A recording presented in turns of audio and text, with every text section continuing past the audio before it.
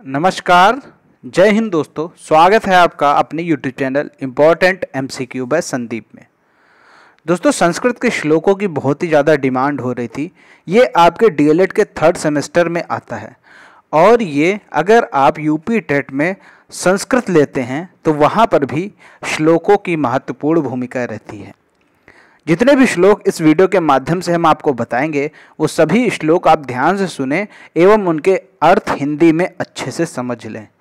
दोस्तों, ये जो श्लोक हैं ये आपके DLED और UP टेट की परीक्षा में ही नहीं, ये आपके निजी जीवन में भी बहुत ही ज़्यादा काम आने वाले हैं।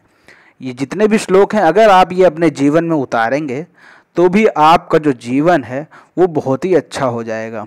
तो दोस्तों, चलिए शुरू करते हैं आज के संस्कृत श्लोक, जो कि आपके DLED 3rd सेमेस्टर की परीक्षा में 2 नंबर का एक श्लोक जरूर आता है। तो इसलिए इस वीडियो को पूरा लास्ट तक देखें ताकि जितने भी श्लोक हैं आपको अच्छे से समझ में आ जाए और इनमें से अगर कोई भी श्लोक आपकी परीक्षा में आ जाए तो आपसे गलत ना हो। तो चलिए शुरू करते हैं आज का वीडियो शुरू करने से पहले आपको बताना चाहता हूँ कि अगर आपने अभी तक चैनल को सब्सक्राइब नहीं किया है तो चैनल को जरूर सब्सक्राइब कर लीजिए और घंटी का निशान जरूर दबा लीजिए ताकि आने वाले सभी वीडियोस का नोटिफिकेशन आपके पास सबसे पहले मिल जाए। शुरू करते हैं आज का वीडियो। यहाँ पर जो पहला श्लोक है, यस्तु सच्चरते देशान सेवते यस्तु पंडितान तस्य विस्तारिता बुद्धिस्तय बिंदुरिवाभिभस्य। तो इसका क्या अर्थ है? इसका अर्थ है वह व्यक्ति जो अलग अलग जगहों या देशों में घूमकर विद्वानों की सेवा करता है, उसकी बुद्धि का विस्तार या विकास उसी प्रकार होता है जैसे तेल की बूंद पानी में गिरने के बाद फैल जाती है। तो ये है श्लोक नंबर 1। अगला है श्लोक नंबर 2। श्रोतम श्रुते नैव न कुंडलेन दानेन पर्णिन तु कंकड़ेन विभाति कायः करुणा परायाम परोपकारेण तु चंदनेन। इसका क्या अर्थ है? इसका अर्थ है कुंडल पहन लेने से कानों की शोभा नहीं बढ़ती, अपति ज्ञान की बातें सुनने से होती है। हाथ कंगन धारण करने से सुंदर नहीं होते, उनकी शोभा दान करने से बढ़ती है। सज्जनों का शरीर भी चंदन से नहीं अपितु परहित में किए गए कार्यों से शोभायान होता है। अर्थात इसका आप समझ गए कि इसका क्या मतलब है कि कुंडल पहन लेने से कानों की शोभा नहीं बढ़ती, ज्ञान की बातें सुनने से शोभा बढ़ती है। हाथ कंगन धारण करने से सुंदर नहीं लगते, हाथ जो हैं उनकी शोभा दान करने से बढ़ती है। सज्जनों का शरीर चंदन से नहीं परहित में किए गए कार्य यानी दूसरों के हित में किए गए कार्यों से शोभायमान होता है। अगला जो श्लोक है, यथा हिकेन चक्रेण न रथस्य गति भवेत एवं पौरुष कारण बिना दैवम न सिद्ध्यति। इसका क्या अर्थ है? इसका अर्थ है जैसे एक पुरुष से रथ नहीं चल सकता, जैसे एक पहिए से रथ नहीं चल सकता, उसी प्रकार बिना पुरुषार्थ के भाग्य सिद्ध नहीं हो सकता। अगला श्लोक है, परो अपि हितवान बंधु बंधु अपि अहिता परः अहिता देहजा व्याधि हितम आरण्यम औषधम। क्या अर्थ है इसका? कोई अपरिचित व्यक्ति भी अगर आपकी मदद करे तो उसे अपने परिवार की सदस्य की तरह ही महत्व दें, और अगर परिवार का कोई अपना सदस्य भी आपको नुकसान पहुंचाए तो उसे महत्व देना बंद कर दें। ठीक उसी तरह जैसे शरीर के किसी अंग में कोई बीमारी हो जाए तो वह हमें तकलीफ पहुंचाती है, जबकि जंगल में उगी हुई औषधि भी हमारे लिए लाभकारी हो जाती है।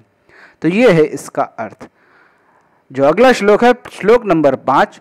पुस्तकस्था तू या विद्या पर हस्तगतम च धनम कार्यकाले समुत्पन्ने न सा विद्या न तद धनम। क्या अर्थ है इसका? पुस्तक में रखी विद्या और दूसरे के हाथ में गया धन, ये दोनों ही जरूरत के समय हमारे किसी भी काम नहीं आया करते। अगला श्लोक है श्लोक नंबर 6। विद्यामित्रम प्रवासेषु भार्यामित्रम गृहेषु च व्याधितस्योषधम मित्रम धर्मो मित्रम ऋतस्य च। इसका क्या अर्थ है? विदेश में ज्ञान, घर में अच्छे स्वभाव और गुण स्वरूप वाली पत्नी, औषध रोगी का तथा धर्म मृतक का सबसे बड़ा मित्र होता है। ये इसका हिंदी में अर्थ है। बढ़ते हैं श्लोक नंबर 7 की तरफ। सहसा विदिधीत न क्रियाम विवेकः परमा पदाम पदम व्रणेत ही विमृश्य कारिणम गुरुलुब्धा स्वयमेव संपदा। क्या अर्थ है इसका? अचानक आवेश में आकर बिना सोचे समझे कोई कार्य नहीं करना चाहिए, क्योंकि विवेकहीनता सबसे बड़े विपत्तियों का कारण होती है। इसके विपरीत जो व्यक्ति सोच समझकर कार्य करता है, गुणों से आकृष्ट होने वाली माँ लक्ष्मी स्वयं ही उसका चुनाव कर लेती हैं। आप चाहे तो प्रत्येक श्लोक का स्क्रीनशॉट ले सकते हैं, या फिर आप चाहे तो कॉपी में पेन से इन सभी श्लोकों को अर्थ सहित लिख सकते हैं।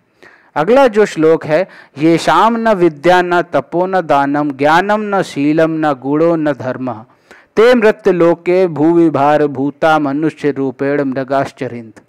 क्या अर्थ है इसका?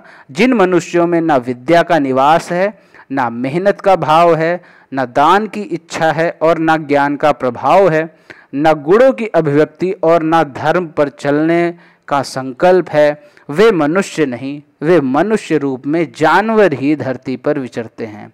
ठीक है, वे जानवर के रूप में ही जानवर के रूप में मनुष्य धरती पर विचरते हैं। अगला जो श्लोक है, श्लोक संख्या 9। दयाहीनम निष्फलम स्यान्यास धर्मस्तु तत्र ही एते वेदा अवेदा शिव धीर्या यत्र न विद्यते। क्या मतलब है इसका? बिना दया के किए गए काम का कोई फल नहीं मिलता। ऐसे कार्य में धर्म नहीं होता। जहाँ दया नहीं होती वहाँ वेद भी अवेद बन जाते हैं। याद रहेगा, बिना दया के किए गए काम में कोई फल नहीं होता। दयाहीनम निष्फलम, बिना दया के कोई काम का कोई फल नहीं मिलता। ऐसे काम में धर्म नहीं होता। जहाँ दया नहीं होती वहाँ वेद भी अवेद बन जाते हैं। एते वेदा अवेदा। अगला जो श्लोक है, श्लोक संख्या 10। अधमा धन मिच्छन्ति धनम मानम चा मध्यमा उत्तमा मान मिच्छन्ति मानो ही महताम धनम। क्या अर्थ है इसका? निम्न कोटि के लोग सिर्फ धन की इच्छा रखते हैं। मध्यम कोटि का व्यक्ति धन और सम्मान दोनों की इच्छा रखता है। धन और सम्मान दोनों की इच्छा रखता है मध्यम व्यक्ति। वहीं एक उच्च कोटि के व्यक्ति के लिए सिर्फ सम्मान ही मायने रखता है। सम्मान धन से अधिक मूल्यवान है। ये आप देख लीजिए, जो सम्मान है वो धन से अधिक मूल्यवान है। अगला जो है, विद्या ददाति विनयम विनयाद यति पात्रताम पात्रत्वात् धनमाप्नोति धनाद धर्मम तत् सुखम।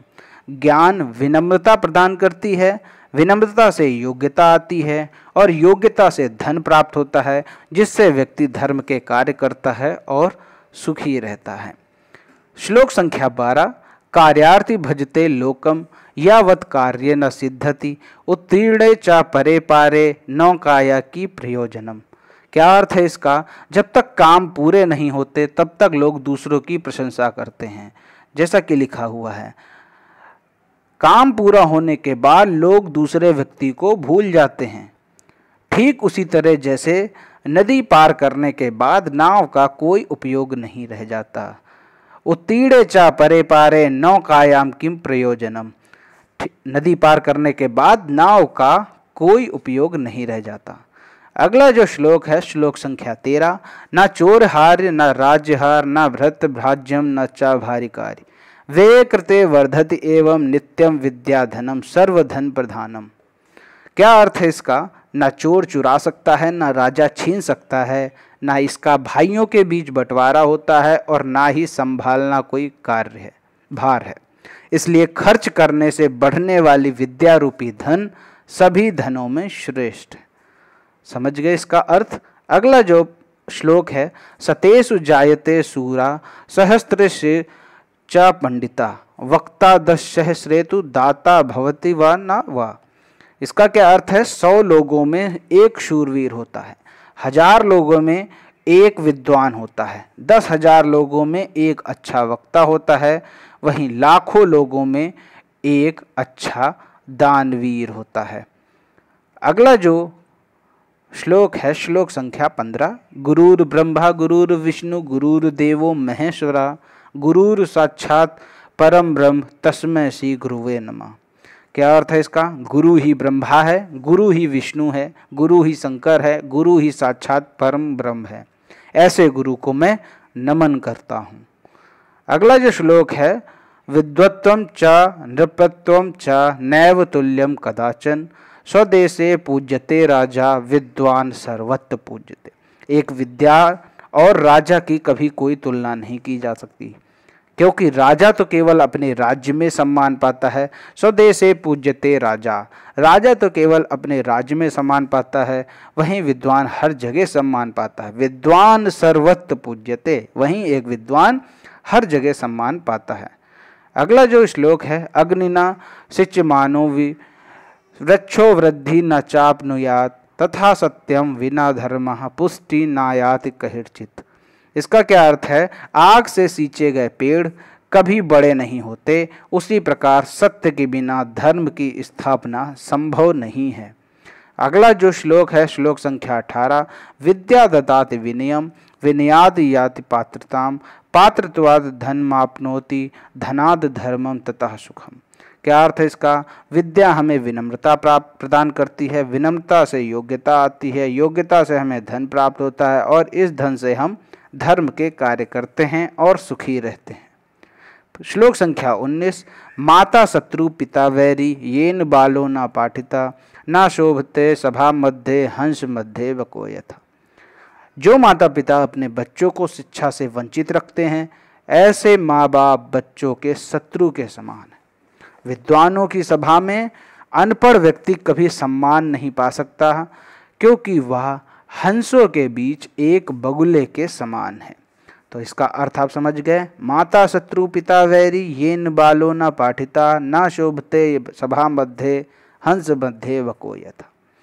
अगला जो आज का लास्ट श्लोक है, सुखार्थिना कुतो विद्या नास्त विद्यार्थिना सुखम सुखार्थी व त्यजेत विद्याम विद्यार्थी व त्यजेत सुखम। सुख चाहने वाले को विद्या कहाँ से आएगी और विद्यार्थी को सुख कहाँ?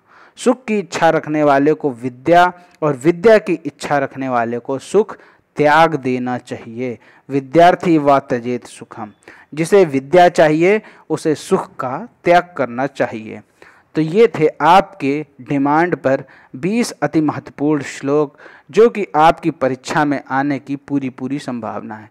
एक प्रश्न श्लोक का जरूर पूछा जाता है, जिसका हिंदी में अनुवाद करने को कहा जाता है, जो 2 नंबर का होता है। अगर आप ये सारे श्लोक अच्छे से समझ लेंगे तो मैं उम्मीद करता हूँ कि आपके 2 नंबर डीएलएड की परीक्षा में जरूर आएंगे।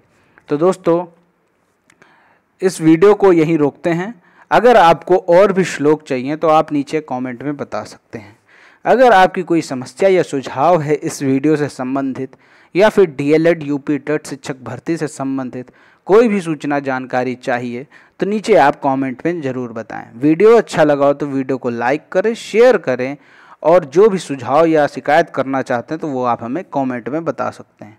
दोस्तों, वीडियो अच्छा लगा हो तो चैनल को ज़रूर सब्सक्राइब करें, और डीएलएड के मॉडल पेपर्स, यूपी टेट और शिक्षक भर्ती की तैयारी के लिए चैनल को जरूर सब्सक्राइब करके घंटे का निशान जरूर दबाएं।